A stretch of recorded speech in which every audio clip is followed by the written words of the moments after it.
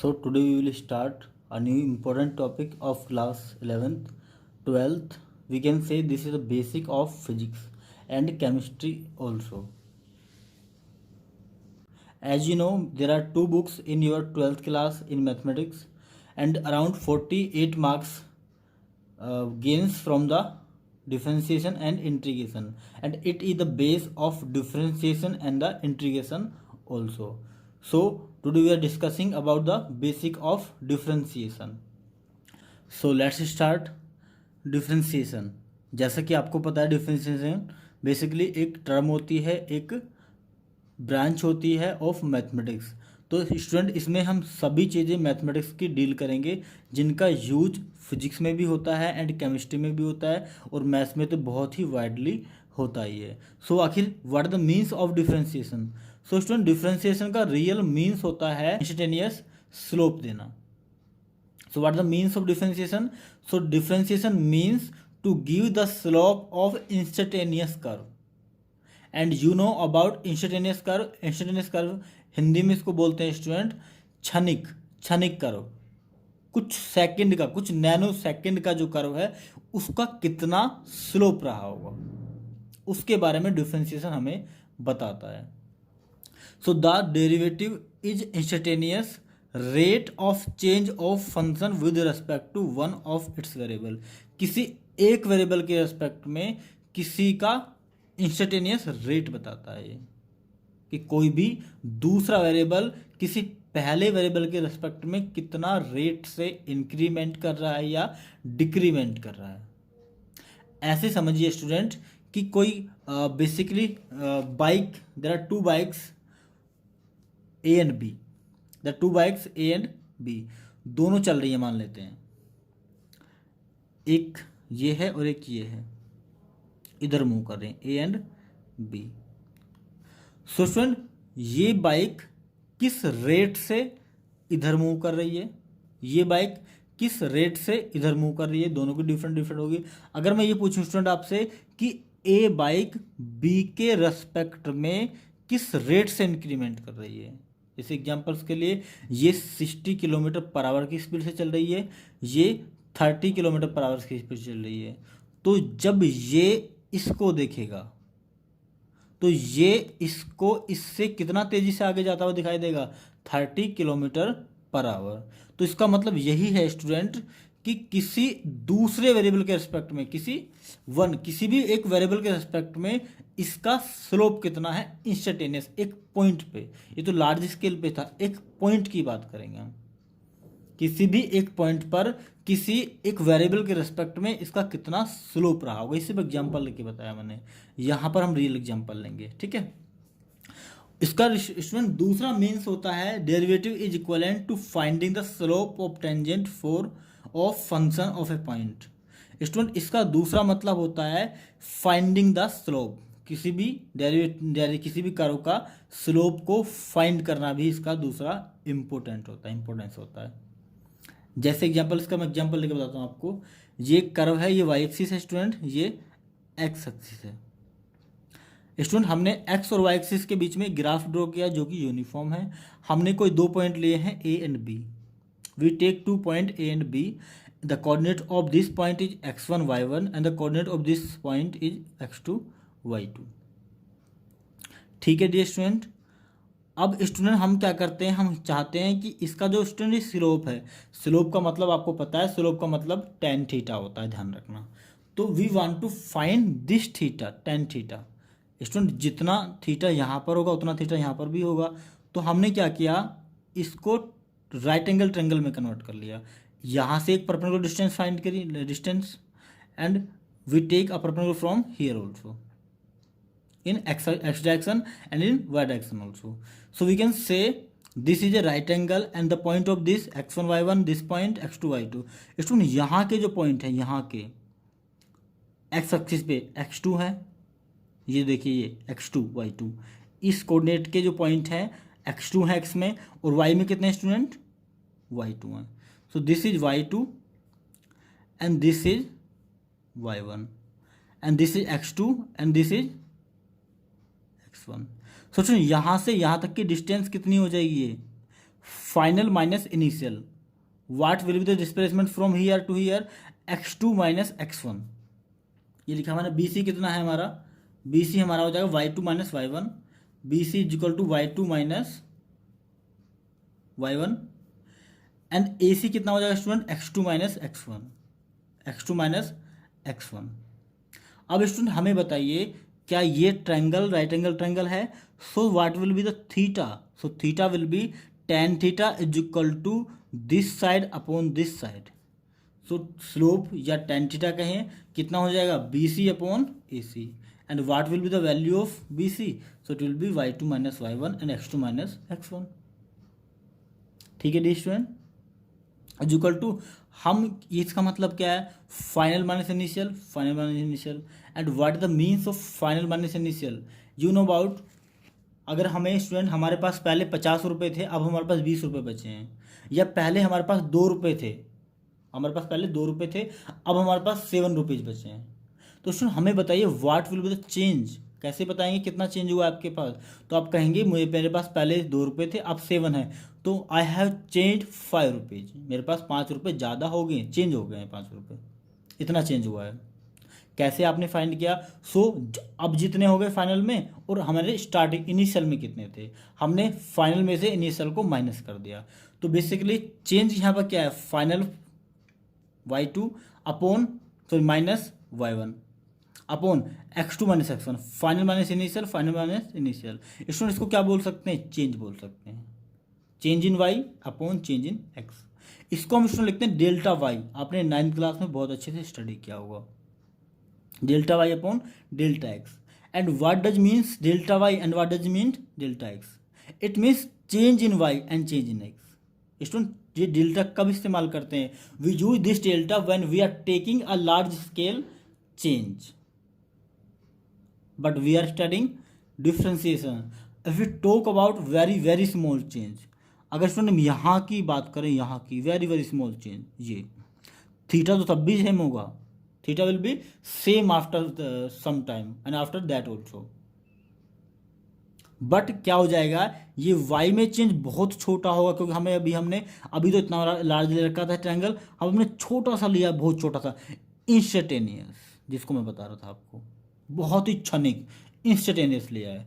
तो इंस्टेंटेनियस जैसे ही आप लेते हैं तो it will be delta y upon delta x will be D Y upon D X, slope कितना हो जाएगा, D Y upon D X. And आपको पता है डी जहाँ पे भी जुड़ जाता है इसका मतलब बहुत छोटा होता है।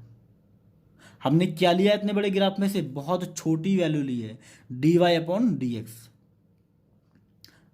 या हम इसको लिख सकते हैं D upon D X bracket में वाई। क्या आपको क्वेश्चन ये समझ आया, और इसी का मतलब डिफ्रेंसिएशन होता है, इसी का मतलब क्या होता है स्टूडेंट, डिफ्रेंसिएशन होता है। और जैसा कि आपको बहुत अच्छे से पता है कि ये वैल्यू किसकी निकली है, स्लोप की निकली है, तो हम कह सकते हैं स्लोप हमें डिफ्रेंसिएशन से मिलता है, या हम ये कह सकते हैं डिफ्रेंसिएशन हमें स्लोप प्रोवाइड करता है। किसी भी टेंजेंट की हमें स्लोप कौन प्रोवाइड करता है, डिफ्रेंसिएशन प्रोवाइड करता है। उम्मीद करता हूँ ये आपको समझ में आया होगा, डिफ्रेंसिएशन का बेस यहीं से है। आखिर डिफ्रेंसिएशन का मतलब क्या है, तो डिफ्रेंसिएशन का रियल मतलब है किसी दूसरे वेरिएबल के रेस्पेक्ट में किसी पहले वेरिएबल को चेंज करना, उसका रेट किस रेट से चेंज हो रहा है। ठीक है डी स्टूडेंट, किस रेट से चेंज हो रहा है, और इसके रेट के बारे में आप चैप्टर नंबर 3 में जब फिजिक्स में पढ़ेंगे 11th क्लास में, कि rate of change of velocity क्या होती है, rate of change of displacement क्या होता है, कि टाइम के रेस्पेक्ट में अगर डिस्प्लेसमेंट चेंज हो रहा हो तो उसे क्या बोलते हैं, अगर टाइम के रेस्पेक्ट में वेलोसिटी चेंज हो रही है तो उसे क्या बोलते हैं। ये सब क्वांटिटी आप पढ़ेंगे 11th क्लास में, तभी ये इंपॉर्टेंस आपके लिए। ठीक है जी स्टूडेंट, सो देखिए नेक्स्ट टॉपिक है हमारा फंक्शन के बारे में, आपको पता होना चाहिए स्टूडेंट। आपका मैथमेटिक्स पहले चैप्टर से लास्ट चैप्टर निकल जाएगा और आपको पता ही नहीं चलेगा फंक्शन क्या होता है। सो फंक्शन के बारे में आप जरूर जानिए, what is function.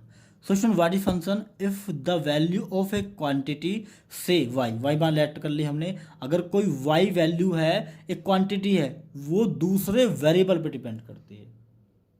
if a value of quantity y depends on the value of another quantity, अगर स्टूडेंट ये एक पर्सन है, ये पर्सन अपने आप पे नहीं बल्कि इस पे डिपेंड करता है, तो हम ये कहेंगे कि ये क्वांटिटी इसका फंक्शन है। ये y लेट कर लेते हैं, x लेट कर लेते हैं। ये y तो है स्टूडेंट डिपेंडेंट, किस पे डिपेंडेंट, इस पे डिपेंडेंट, तो हम ये कहेंगे कि y का फंक्शन ये है, या ये भी कह सकते हैं कि y इसका फंक्शन है। मैंने लिखा है, इसको समझिए। If the value of quantity से, अगर कोई y क्वांटिटी का एक वैल्यू है, वो डिपेंड करती है x क्वांटिटी पे, तो हम कहेंगे कि y is said to be function of x। हम कहेंगे कि y x का गुलाम है, या ये कहें कि y x का फंक्शन है। जैसे आपने देखा होगा y is equal to f x. y किसका फंक्शन है, तो आंसर है y x का फंक्शन है। y की वैल्यू किस पे डिपेंड करती है, तो आंसर y की वैल्यू x पे डिपेंड करती है। क्या y की अपनी इंडिपेंडेंट वैल्यू है, नो, y की इंडिपेंडेंट वैल्यू नहीं है। y की वैल्यू जब भी कोई मिलेगी वो किस पे डिपेंड करेगी, x पे। x नहीं चेंज करोगे तो y की वैल्यू कोई भी हमें नहीं गेन होगी। तो हम कह सकते हैं x इंडिपेंडेंट है, x किसी पे डिपेंड करता, बल्कि y डिपेंडेंट है ऑन x, y x पे डिपेंड करता है, जबकि x किसी पे डिपेंड नहीं करता। इसको हम फंक्शन बोलते हैं, इसको हम फंक्शन बोलते हैं। अब यहाँ पे भी देख सकते हैं, ये y एक्सिस है, ये x एक्सिस है। स्टूडेंट x की वैल्यू बढ़ाते जाएं तो y की वैल्यू अपने आप बढ़ती चली जाएगी। ठीक है जी स्टूडेंट, एक एग्जांपल लेते हैं इसका। Example y is equal to x square plus 2x plus 1 is function of x। हमें पता है ये y की वैल्यू है, y एक फंक्शन है, y इज अ फंक्शन, किसका, x का फंक्शन है। y is a function of x, is a function of x। यदि x की वैल्यू 1 है और x की वैल्यू 3 है, तो फंक्शन की वैल्यू फाइंड करिए। तो स्टूडेंट y की वैल्यू कब निकलेगी, जब इसमें किसकी वैल्यू रखी जाएगी, x की वैल्यू रखी जाएगी। तो हमने x की वैल्यू अगर 1 रखी तो वैल्यू आ गई हमारी 4, जबकि स्टूडेंट y का घर ये अभी भी है, y का घर ये बाद में भी रहेगा, पहले भी था, बट जैसे ही हमने x की वैल्यू 1 रखी तो इसकी वैल्यू कितनी आ गई, 4। स्टूडेंट जैसे ही हमने y की वैल्यू 3 रखी, सो what will be the value of y, it will B 3 का स्क्वायर 9 प्लस 2 3 जा 6 प्लस 1 नोट 6 15 1 16। क्या आपको डियर स्टूडेंट क्लियर हुई कि ये बातें क्या मैं बता रहा हूँ। y की वैल्यू x पे डिपेंड करती है। ऐसा समझिए y को खाना तभी मिलता है जब उनके घर पे कोई मेहमान आता है। So student we comes on main formulas of differentiation, जिनका इस्तेमाल स्टूडेंट पूरी डिफ्रेंशिएशन में और इंटीग्रेशन में आप करने वाले हैं। ठीक है, तो स्टूडेंट फर्स्ट फॉर्मूला हम देखते हैं। इनको स्टूडेंट बोलते हैं फंडामेंटल फॉर्मूला ऑफ डिफ्रेंशिएशन, जो कंप्लीट डिफ्रेंशिएशन में इस्तेमाल होता है। कौन कौन से फॉर्मूला होते हैं स्टूडेंट ये। So first formula is if y is equal to C then dy is equal to dy upon dx is equal to 0। Student देखना है इधर, if y is equal to C, ये c क्या है, y तो function है, किसका, c का, y c का फंक्शन है, लेकिन c क्या है, सो आंसर है c एक कांस्टेंट है यहाँ पर। What is c here, so c is a constant here. ठीक है, अगर c कांस्टेंट है तो what will be the differentiation, what will be the differentiation and what the means of differentiation. So answer है differentiation का मतलब होता है स्टूडेंट स्लोप। और स्टूडेंट आप मुझे बताइए, जब y की वैल्यू कांस्टेंट है, जब y की वैल्यू कांस्टेंट है, मान लेते हैं y की वैल्यू 2 है, कांस्टेंट है 2, कांस्टेंट ही तो है, तो स्टूडेंट y की वैल्यू कांस्टेंट पे क्या होगा, तो आंसर है y की वैल्यू 2 का मतलब है कि y की वैल्यू 2 देखो, यहाँ मान लेते हैं 0, यहाँ मान लेते हैं 1, यहाँ मान लेते हैं 2, तो स्टूडेंट y इक्वल टू 2 पे क्या ये लाइन ड्रॉ होगी या नहीं होगी। अब इस कंडीशन बताइए मुझे स्लोप कितना है। सो आंसर है स्लोप तो यहाँ से ये होता है थीटा, ये थीटा, स्लोप इस लाइन पे कहाँ है, तो स्लोप इज 0। अगर स्टूडेंट स्लोप 0 है तो आप मुझे बताइए dy dx की वैल्यू कितनी हो जाएगी, तो आंसर है 0 होगी। तो हम कह सकते हैं स्टूडेंट कि किसी भी कांस्टेंट टर्म का जब dy dx करते हैं तो इट विल बिकम 0। क्या हो जाएगा ये 0। तो किसी भी कांस्टेंट का डिफरेंशिएशन कितना होता है 0 होता है।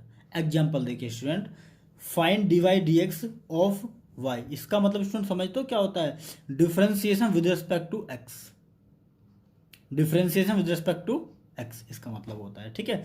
सो हमें dy dx फाइंड करना है if y is equal to 1000, यदि y की वैल्यू 1000 है तो आपको dy dx फाइंड करना है, तो कितना हो जाएगा 0, क्योंकि किसी भी y की वैल्यू 0 पे, अब मैं पूछूं इसमें y किसका फंक्शन है, y 1000 का फंक्शन है, क्या इसमें कोई स्लोप मिलेगा, नहीं मिलेगा।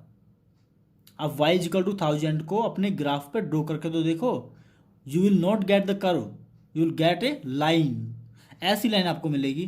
क्या इसमें कोई स्लोप बन रहा है, कोई एंगल बन रहा है, आंसर एंगल नहीं बन रहा है एक्स एक्सिस से। एक्स एक्सिस के ये लाइन पैरेलल जा रही है और एक्स एक्सिस के पैरेलल जा रही है, तो कोई एंगल उसमें नहीं बन रहा, 0 एंगल बन रहा है, सो it will get 0। So what is the differentiation of constant term, it will get 0। इसमें भी कोई भी कांस्टेंट टर्म कोई भी लिखी हो सकता है स्टूडेंट, कोई भी कांस्टेंट टर्म की डिफरेंशिएशन कितना होता है 0 होता है, ठीक है। नेक्स्ट देखते हैं स्टूडेंट, ये बहुत ही इंपॉर्टेंट फॉर्मूलाज हैं, पूरे डिफरेंशिएशन में इस्तेमाल होते हैं। नेक्स्ट देखते हैं student, if y is equal to x की पावर n, यदि y फंक्शन है x का, y the function of x, then the what will be the differentiation of y with respect to x, so dy upon dx, dy upon dx, y का differentiation with respect to x is equal to d upon dx, किसका करना है हमें y का, d upon dx किसका करना है student y का, तो y की हमने वैल्यू पुट कर दी यहाँ पर, क्या है y की वैल्यू x की power n। So the formula of this is an x की पावर n-1, सबसे ज़्यादा इंपॉर्टेंट फॉर्मूला स्टूडेंट, सबसे स्टार्टिंग का फॉर्मूला यही है, सबसे बेसिक फॉर्मूला यही है, ये बोल सकते हैं। क्या, अगर x की पावर n है और उसका डिफरेंशिएशन हम करते हैं तो जो भी उसकी पावर है वो मल्टीप्लाई में आ जाती है और उसके पावर में एक कम करके लिखना पड़ता है हमें। नहीं समझ आया, देखिए स्टूडेंट एग्जांपल देखिए, हमें पता है dy dx हमें फाइंड करना है, find dy dx of if y is equal to x की पावर 75, एक्स की पावर 75 है। दूसरा क्वेश्चन है इफ y की वैल्यू y is equal to x की पावर a, हम फर्स्ट वाला पहले सोल्व करते हैं। So y is equal to x की पावर 75, स्टूडेंट y किसका फंक्शन है, तो आंसर है y x का फंक्शन है। तो जब y का dy dx करेंगे, y का dy dx, तो dy dx किसका हो जाएगा, x की पावर 75 होगा, क्योंकि y किस पे डिपेंड करता है, x पे डिपेंड करता है। y का डिफरेंशिएशन ये कहेगा भाई कि मेरा डिफरेंस कर क्यों रहे हो, मुझसे अच्छा है आप x का कर लो, क्योंकि मैं उसी पे डिपेंड करता हूँ। उनका ठीक है, हम तुम्हारी बात मान लेते हैं। तो हमने x का dy dx किया, और x का जब dy dx करते हैं, आपको बता चुका हूं मैं कि जिसका भी डिफरेंशिएशन करते हैं उसके सामने क्या लिख देते हैं हम, dy dx लिख देते हैं। हमने y का किया तो मतलब dy dx कर दिया। dy dx क्यों लिखा, क्योंकि हम x के रेस्पेक्ट में कर रहे हैं, dy dx कर दिया हमने यहाँ dy dx को लिया क्योंकि हम x के रेस्पेक्ट में कर रहे हैं। और ये x की पावर n की फॉर्म में है या नहीं है, x की पावर n की फॉर्म में, तो क्या करते हैं, ये पावर मल्टीप्लाई में आ जाती है और ऊपर पावर में एक कम कर दिया जाता है। नहीं क्लियर हुआ, नेक्स्ट एग्जांपल देखते हैं student. You don't worry, you will be perfect in differentiation after watching this video, okay। so 75 ये मल्टीप्लाई में x की पावर कितनी हो गई, एक कम हो गई। नेक्स्ट एग्जांपल देखते हैं, y is equal to x की power a, so y is equal to x की पावर a, मतलब स्टूडेंट हमने dy dx करा, मतलब y का dx के रेस्पेक्ट में डिफ्रेंशिएशन किया, y तो था ही, dy dx कर दिया। y की वैल्यू क्या थी स्टूडेंट, x की पावर a, तो dy dx किसका कर रहे थे हम, y का, ये y था, y की वैल्यू यहाँ रख दी x की पावर a, क्योंकि y कहता है मुझे मेरा मत कुछ करो, मैं तो दूसरों पर डिपेंडेंट हूँ, मैं तो x पे डिपेंडेंट हूँ, x की वैल्यू को पुट कर लो, कुछ भी कर लो, सब कुछ उसी के अनुसार अकॉर्डिंग होगा। सो स्टूडेंट x की पावर a कुछ भी हो सकता है, तो what will be the differentiation, तो the differentiation will be is equal to ये मल्टीप्लाई में और ऊपर में एक कम करके लिख देते हैं। जो भी पावर में होता है स्टूडेंट उसको तो मल्टीप्लाई में ले जाते हैं और पावर में एक कम करके हमें लिखना पड़ता है। क्या आपको स्टूडेंट ये क्लियर हुआ, कोई डाउट तो नहीं है इसमें, ठीक है। नेक्स्ट देखते हैं student, if y is equal to C X की power n, what does mean it's C, C का मतलब क्या है? तो इसमें साफ साफ लिखा है मैंने, जहाँ पर सी क्या है, कांस्टेंट है, सी एक कांस्टेंट रखी है हमने। तो what will be the answer of this, या what will be the differentiation of. So जब भी इस y का डी बाई डी एक्स करेंगे तो D by D X X की पावर n। तो स्टूडेंट ध्यान रखना, हम इस कांस्टेंट टर्म का कुछ नहीं कर सकते। यहाँ पर कांस्टेंट टर्म का डिफरेंशिएशन कितना था, जीरो। कितना था, जीरो। यहाँ पर जीरो नहीं होगा। क्यों जीरो नहीं होगा? क्योंकि स्टूडेंट यहाँ पर y डिपेंड कर रहा है x पे, वहां पर y किस पे डिपेंड कर रहा है, कांस्टेंट टर्म पे। वहां पर y is the function of constant term, here y is the function of x। मतलब समझे आप कि मल्टीप्लाई में अगर कोई कांस्टेंट टर्म है x के, या जिसका भी डिफरेंशिएशन कर रहे हैं, या जिसके भी रेस्पेक्ट में कर रहे हैं, या जिस पे भी y डिपेंड कर रहा है, उसका भी अगर फंक्शन है, तो याद रखना कांस्टेंट टर्म की वैल्यू जीरो नहीं होगी।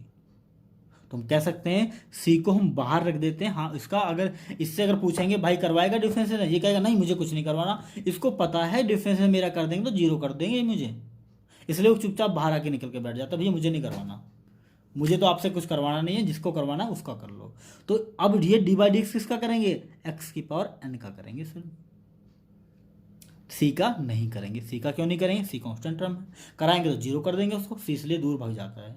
तो सुन एक्स की पावर एन का क्या होता है, तो सी को हमने बाहर रखा, एक्स की पावर एन का सेम फॉर्मूला जो हमने प्रीवियस फॉर्मूला में पढ़ा है कि एक्स की पावर एन को मल्टीप्लाई में और एक्स की पावर एन को एक पावर कम कर देते हैं। ये इंपॉर्टेंट था कि अगर मल्टीप्लाई में कोई कांस्टेंट टर्म है, इसमें बड़ा कन्फ्यूजन होता है स्टूडेंट सबको कि अगर x की बट ये अगर कोई कांस्टेंट टर्म का डिफरेंशिएशन जीरो है तो यहाँ जीरो क्यों नहीं है, क्योंकि स्टूडेंट यहाँ पर y फंक्शन पे डिपेंड कर रहा है x पे, ना कि कांस्टेंट फंक्शन पे। वहाँ पर फंक्शन डिपेंड कर रहा है कांस्टेंट टर्म पे। तो this is the basic difference between that and this. ठीक है, क्लियर है यहाँ तक, कोई डाउट तो नहीं है स्टूडेंट? ठीक है, नेक्स्ट पे चलते हैं। इसका एग्जाम्पल देख सकते हैं स्टूडेंट। अब आपसे पूछा find D Y D X of Y is equal to A की पावर ए एक्स की पावर 3, ए एक्स क्यूब की आपको डी वाई डी एक्स निकालना है। तो आप क्या करेंगे, सेम फॉर्मूला, इसका डी बाई डी एक्स करेंगे, वाई का डी बाई डी एक्स किया, वाई की वैल्यू पुट करी एक्स की पावर क्यूब, और ए को बाहर ले लिया। क्यों ले लिया, ए डर के भाग जाएगा। जितने भी कांस्टेंट टर्म है उनको हमें बाहर लेना पड़ता है डिफरेंशिएशन में। क्लियर है, ले लिया हमने। सो ए विल बी आउटसाइड, एक्स की पावर 3 का कितना होगा, तो 3 मल्टीप्लाई में आ जाएगा, ये आ गया, और ऊपर में पावर एक कम हो जाएगी। तो 3 ए एक्स की पावर 2, ए तो बाहर था, ये 3 मल्टीप्लाई में आ गया और एक्स की पावर 2, तो ए 3 एक्स की पावर 2 या 3 एक्स की पावर 2। ठीक है, clear student. Y is equal to 10 x की पावर 100। क्या आपको समझ आ रहा है? ये आप तो बहुत अच्छे से हो जाएगा। तो आपको क्या करेंगे, जैसे ही आप y का डी वाई डी एक्स करेंगे तो 10 को बाहर, 10 तुरंत बाहर जाकर बैठ जाएगा। ठीक है, और x की पावर 100 का हम डिफरेंशिएशन करेंगे, x की पावर n टर्म हमें पता है कि ये मल्टीप्लाई में आ जाएगा और इसकी पावर एक कम हो जाएगी। 10 इंटू 100 मल्टीप्लाई में इंटू एक्स की पावर एक कम हो जाएगी। So what will be get answer, d Y D x is equal to 1000 x की पावर 19। उम्मीद करता हूँ स्टूडेंट ये आपको बहुत अच्छे से समझ में आया होगा। ठीक है जी स्टूडेंट, देखिए स्टूडेंट नेक्स्ट फॉर्मूला है हमारा, if y is equal to u की पावर n। यू की पावर n तो है, यहाँ पर x की पावर n पढ़ लिया, तो यू की पावर n क्यों पढ़ रहे हैं हम? क्या ये डिफरेंट है? आंसर है तो ये डिफरेंट है। Where y u is the function of x, जहाँ पर जो u है एक x का फंक्शन है, कुछ भी हो सकता है, हमें नहीं पता क्या फंक्शन है वो। तो स्टूडेंट याद रखना, रियल जो डिफरेंशिएशन होता है इसका डी वाई डी एक्स जैसे ही करते हैं तो d upon D x u n लिखते हैं, सेम वही कर रहे हैं, is equal to same n multiply में एन आ जाता है और यू की पावर में एक कम कर दी जाती है पावर। बट स्टूडेंट मल्टीप्लाई में इस यू का भी दोबारा करना पड़ता है। मेरी बात समझिए क्या कह रहा हूँ स्टूडेंट। अभी हमने क्या किया, इसकी पावर का डिफरेंशिएशन किया, यू की पावर एन का डिफरेंशिएशन कर लिया, एन को मल्टीप्लाई में ले आए और यू की पावर हमने एक कम करके लिख दी। क्या हमने यू का डिफरेंशिएशन किया? सो आंसर है यू का डिफरेंशिएशन नहीं किया। तो दोबारा से D by D x you का भी करना होता है। स्टूडेंट याद रखना, यहाँ पर हमें ये क्यों मेंशन करना होता है, यहाँ तक हमने क्यों मेंशन नहीं किया, मैं आपको एग्जांपल देके बताता हूँ स्टूडेंट। यहाँ पर देखिए, यहाँ पर 75 एक्स की पावर 74 हो गई। स्टूडेंट हमें किसका और करना चाहिए था, हमें एक्स का भी करना चाहिए था, डी एक्स का भी करना चाहिए था, डी बाई डी एक्स। हमें देखो, हमने पावर का तो कर दिया, 75 की जगह 4 आ गई, ये मल्टीप्लाई में भी आ गया। But student D by D x किसका और करना चाहिए था, हमें इस एक्स का भी तो करना चाहिए था, कर दिया। क्या स्टूडेंट ये टर्म कट जाएगी या नहीं कटेगी, तो आंसर है ये टर्म दोनों कैंसिल आउट हो जाएंगे। इसलिए हम इस टर्म को बार बार नहीं लिख रहे हैं, रियल में होता यहाँ भी है। बट स्टूडेंट यहाँ क्या हुआ, यहाँ पे हमने टर्म ही चेंज कर दी, यू कुछ भी हो सकता है एक्स की टर्म में, यू कुछ भी हो सकता है एक्स की टर्म में, तो क्या करेंगे, तो हमें D you upon D x लिखना ही पड़ेगा। अब आप कहेंगे कि क्या सर डिफरेंशिएशन में सिंगल टर्म आती है या और भी ज़्यादा टर्म आ सकती हैं। सो आंसर है डिफरेंशिएशन स्टूडेंट इतना कॉम्प्लिकेटेड सिलेबस है, डिफरेंशिएशन और इंटीग्रेशन इतना कॉम्प्लिकेटेड सिलेबस है कि आप थक जाएंगे अगर उसको डीपली पढ़ेंगे, क्योंकि आपकी 11th 12th 12th में सिर्फ बेस है, तो आपको बहुत मज़ा आने वाला है इसको पढ़ने में। स्टूडेंट इंटीग्रेशन और डिफरेंशिएशन को देने वाले साइंटिस्ट भी न्यूटन ही थे, ध्यान रखना। इसलिए आप 11th में जो फिजिक्स पढ़ेंगे वो न्यूटन की फिजिक्स पढ़ेंगे। इसलिए न्यूटन की फिजिक्स में आप इंटीग्रेशन और डिफरेंशिएशन नहीं जानते तो ऐसा समझिए कि आप युद्ध में जा रहे हैं और आप बंदूक लेके नहीं जा रहे, ऐसा समझिए। युद्ध में क्या बिना बंदूक के काम चल सकता है, नेवर। ये एग्जाम में बिना पेन के काम चल सकता है, नेवर। ऐसे स्टूडेंट न्यूटन की फिजिक्स पढ़ते समय आपको डिफरेंशिएशन और इंटीग्रेशन नहीं आता, सो आप सेम जैसे बताया आपको युद्ध में बिना बंदूक के जाओ, इसलिए आपको ये आना जरूरी है, ठीक है, इसलिए पढ़ा रहा हूँ मैं। तो स्टूडेंट अगर हमने अभी क्या देखी, हमने सिंगल टर्म देखी, ये सिंगल टर्म है, कांस्टेंट टर्म, ये x power n single term है, ये भी सिंगल टर्म है, ये भी सिंगल टर्म है। What will happen if there are many terms in a single equation, how will do. तो आंसर है जो पुराने रूल्स हमने यूज किए स्टूडेंट उन्हीं से हम इसको सोल्व करेंगे, कुछ भी डिफरेंट नहीं है। लेट करते हैं, हमारे पास एक इक्वेशन है y is equal to a x square plus b x plus c is equal to 0, ठीक है। हमें इसका डिफरेंशिएशन करना है with respect to d upon D x, या डी एक्स के रेस्पेक्ट में हमें डिफरेंशिएशन करना है। तो क्या लिखेंगे, डी का वाई का करेंगे differentiation, y d Y upon D x is equal to d by D x लिखेंगे, इसका भी ब्रैकेट में इसको पूरे को लिख देंगे। अब स्टूडेंट क्या करते हैं, हम इस डी बाई डी एक्स को सारी टर्म में डिवाइड करते हैं, डिस्ट्रीब्यूट करते हैं, या माइनस भी हो सकता है प्लस भी हो सकता है, कोई फर्क नहीं पड़ता, सेम रूल्स होगा। सो डी बाई डी एक्स को स्टूडेंट यहाँ भी लिखेंगे, इसके मल्टीप्लाई में भी डी बाई डी एक्स इसका अलग सेपरेट करेंगे, डी बाई डी एक्स इसका सेपरेट अलग करेंगे। क्या किया हमने, डी बाई डी एक्स इस टर्म का ये कर दिया, डी बाई डी एक्स इस टर्म का अलग ये कर दिया। उम्मीद करता हूँ आपको ये बहुत अच्छे से समझ में आया होगा, ऐसे समझ में नहीं आता है स्टूडेंटों को, अभी आएगा स्टूडेंट। एग्जाम्पल देख लेते हैं। आपसे पूछा y is equal to 7x cube plus 9x plus 1 है, बताइए इसका डिफरेंशिएशन कैसे करेंगे आप। बिल्कुल श्योर आप कर लेंगे इसको। हम क्या करते हैं, y का डी बाई डी एक्स लिखते हैं, y का डी बाई डी एक्स हमने लिख लिया, is equal to d by D x इसका भी लिख लिया, क्योंकि हम y तो हमारा यही तो है, y खुद कुछ भी नहीं है। सो 7x cube plus 9x plus 1, मैंने क्या कहा स्टूडेंट कि डी बाई डी एक्स का इसके रेस्पेक्ट में भी, डी बाई डी एक्स का इसके रेस्पेक्ट में भी, डी बाई डी एक्स का इसके रेस्पेक्ट में भी, इस डी बाई डी एक्स का भंडारा बांट दो, इसमें भी इसमें भी इसमें भी बांट दिया।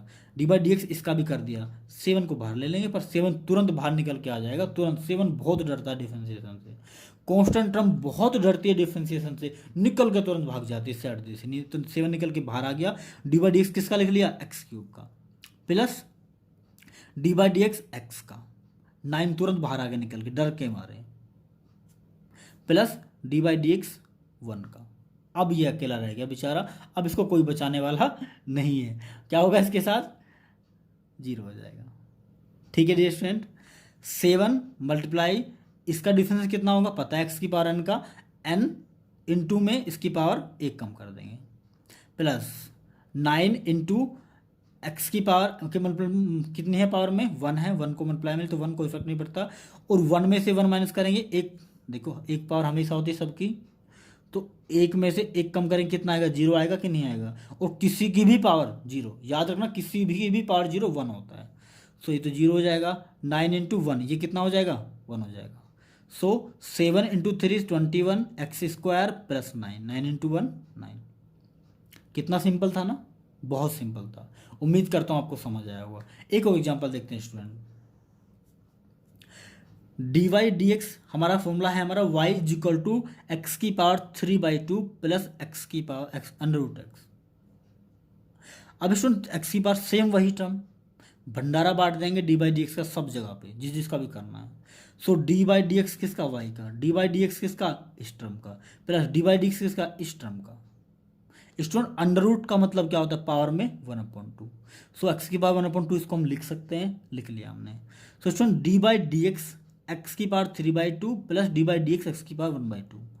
अब स्टूडेंट वही सेम करना है, एक्स की पावर एन वाली टर्म है या नहीं है, हमें नहीं मतलब पावर क्या है, हम तो एन देखेंगे, हमें एन से प्यार है, सिर्फ एन को देखना है हमें। देखिए सो हमने क्या किया, एन को मल्टीप्लाई में ले आए इनटू एक्स की पावर 3/2 माइनस 1। क्या करना है, एन को मल्टीप्लाई में ले आना है और उसकी पावर में से 1 को कम कर देना है, यही हमने फिर से कर दिया। प्लस पावर को मल्टीप्लाई में ले आना है एन को, इनटू में एक्स की पावर को 1 कम कर देना, 1 माइनस कर देना, कर दिया हमने। सो 3/2 इंटू एक्स की पावर 3/2 में से 1 गया, 1/2 बैठता है, प्लस 1/2 इंटू एक्स की पावर 1/2 आधे में से 1 गया, कितना बचता है, आधे में से एक चला जाएगा क्या, नहीं जा सकता, तो माइनस का आएगा, कितना, माइनस के 1/2। एंड स्टूडेंट आपको पता है एक्स की पावर 1/2 का मतलब क्या होता है, अंडर रूट एक्स, तो हमने लिख दिया 3/2 under root x, plus x की 1/2 लिख दिया स्टूडेंट। एक्स की पावर 1/2 का मतलब क्या होता है, अंडर रूट एक्स होता है, लेकिन ये तो माइनस में है पावर, इसका मतलब नीचे अंडर रूट एक्स होगा, ये आपको समझ आना चाहिए। ये मैथमेटिक्स का छोटा सा कॉन्सेप्ट है जो प्रीवियस क्लास में हमने पढ़ा होगा। एक्स की पावर -1/2 का मतलब क्या है स्टूडेंट, कि अंडर रूट में तो है लेकिन 1 के अपोन में। ठीक है डियर स्टूडेंट, आज के लिए इतना ही काफ़ी है। नेक्स्ट वीडियो में स्टूडेंट हम ट्रिग्नोमेट्रिक फंक्शंस और लबनीज थ्योरम के बारे में स्टडी करेंगे, जो कि बहुत ही ज़्यादा इंपॉर्टेंट लेक्चर होने वाला है। So thank you.